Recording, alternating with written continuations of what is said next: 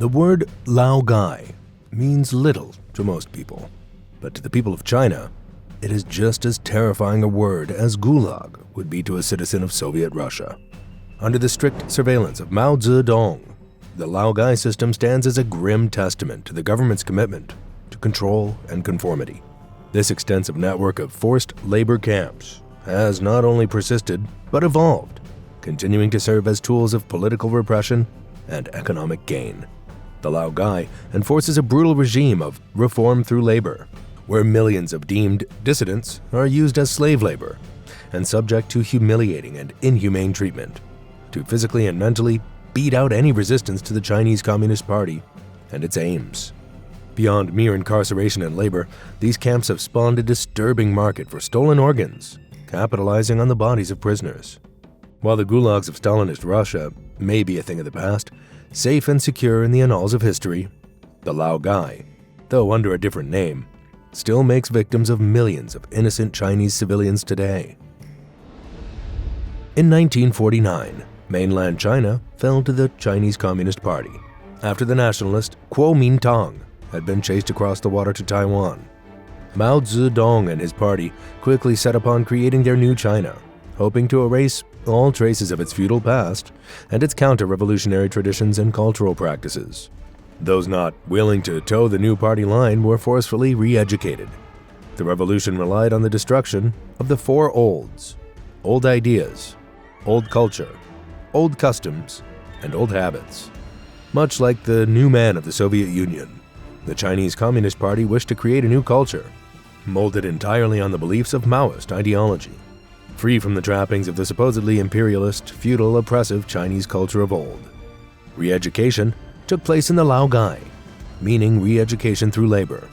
Here, counter-revolutionaries and dissidents were subject to hard work and terrible conditions to crush their counter-revolutionary spirit and form them into the new Maoist ideal. Similar to the Soviet Gulag, those imprisoned in the Laogai were used as slave labor, working in farms, factories, mines, and production lines. The system was created in 1949, immediately after the communists took power, and still exists today, in all but name. In modern Laogai, all manner of products are manufactured, from shoes and consumer electronics to industrial machinery and food products. These products are not only sold to the domestic Chinese market, but also find themselves on supermarket shelves in Britain, the USA, and elsewhere. There have even been cases of inmates being forced to play the online multiplayer role-playing game World of Warcraft to gather in-game gold, which is then sold to other players online. Enemies of the state. Prison labor is legal in much of the world. In the USA and parts of Europe, prisoners are obligated to be in work or education, usually for pay under the standard minimum wage. But while the Laogai are now referred to as prisons, the system is not comparable to prison labor elsewhere. Those sentenced to labor in China are not required to undergo due process, nor are they required to have done anything. While some in the Laogai have committed what is internationally recognized as criminal offenses, many have done little more than belong to a supposedly counter-revolutionary social class or disagree with the Chinese regime. The demographics of those imprisoned in the Laogai have changed over time. In the first decade, 80 to 90% of those in the system were members of the 5 black categories. They were wealthy landowners, landlords, and businessmen, social groups believed to be antithetical to the coming socialist utopia. By the 1960s and 70s, most were intellectual dissidents who disagreed with the CCP implementation of socialism or socialism altogether. The modern forced labor camps of China, Laogai in all but name, are inhabited mainly by ethnic and religious minorities. Technically, there are no more imprisoned counter-revolutionaries. This, however, is due to a simple name change. What were once called counter-revolutionary crimes are now crimes against state security. While the name has changed, the offenses are identical. Slave labor. The Laogai workers were unpaid, sometimes receiving a meager sum as compensation. Unlike ordinary workers who were encouraged to work via salary and benefits, the only thing driving those in the Laogai was torture. Those who fell behind on quotas or did substandard work were beaten, starved, and subject to all manner of inhumane conditions. Prisoners were given 3 meals a day, but the amount given was directly related to the quality and quantity of work provided. Living on a diet of bread, gruel, and occasional vegetables, those who refused or were unable to work to the accepted standard were left nearly starving. Harry Wu spent 19 years in a Chinese labor camp after criticizing the Soviet Union's invasion of Hungary. Chairman Mao himself had encouraged the invasion, and so Wu's comment was deemed to be treasonous. He later moved to the United States, where he dedicated his life to exposing the exploitation of prisoners and dissidents in China. During his imprisonment, he suffered a debilitating back injury after he was crushed by a coal cart. In a speech to the Congressional Executive Commission on China, he talked of his time spent in the Laogai system. One man he knew, Liu Xianbin, was nearsighted. Quality of his work suffered due to his bad vision, and in return, he was deprived of food and sleep. Others who had not completed their daily quota by the time the prison workshops closed would take their work to the bathroom to not fall behind.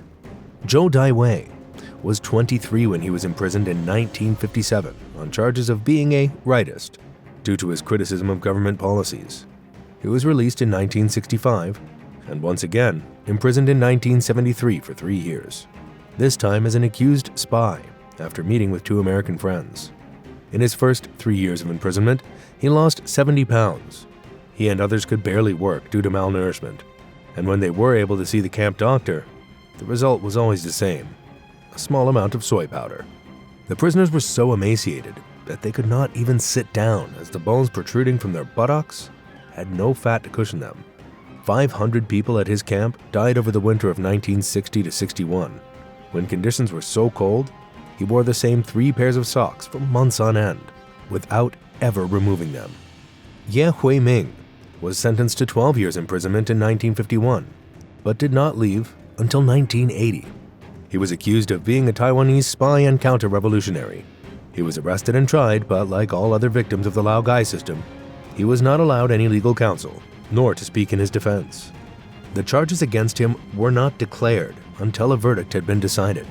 He was forced to work on a collective farm where he worked from 3 in the morning until midnight, leaving him with 3 hours of rest, where mosquitoes and illness prevented him from sleeping.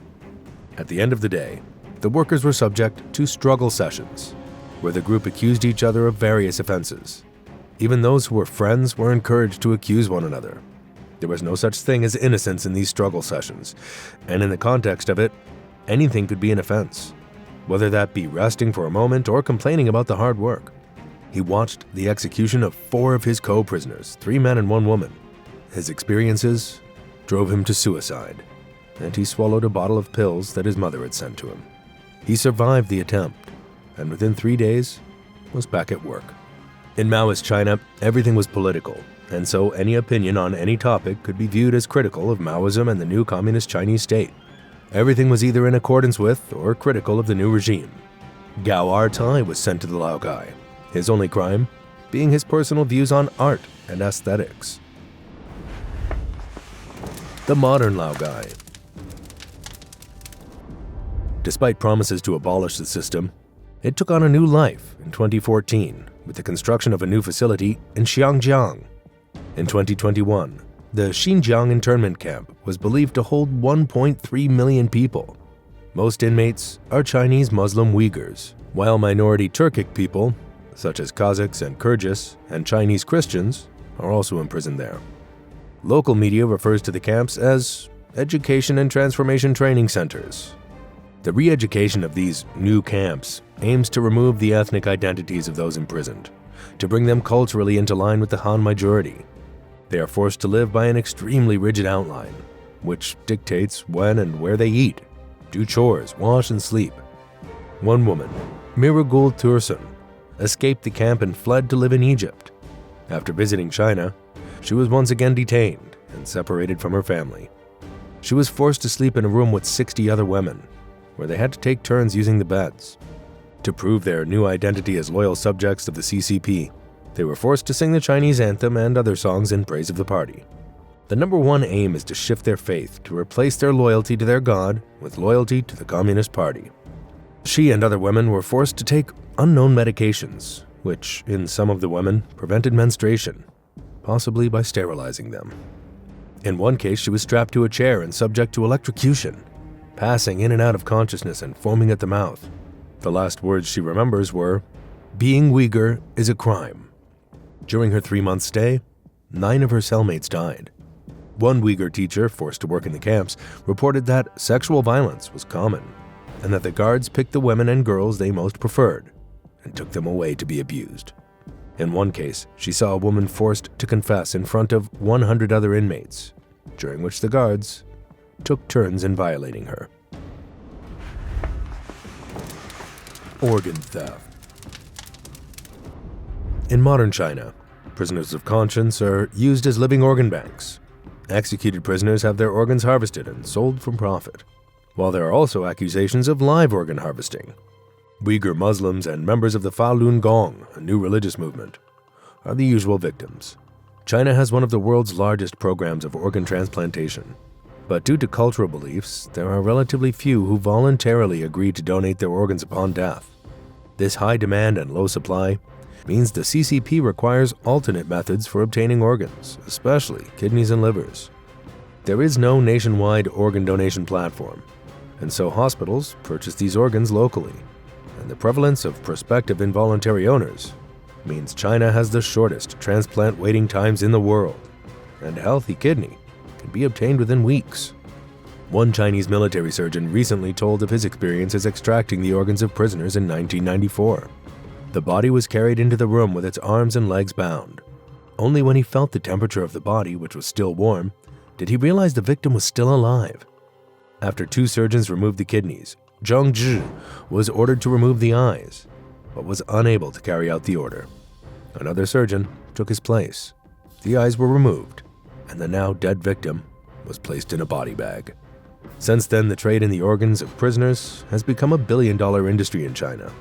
The Independent People's Tribunal into forced organ harvesting from prisoners of conscience in China in 2020 judgment claims that Falun Gong practitioners are not only a source of organs, but the #1 source within China.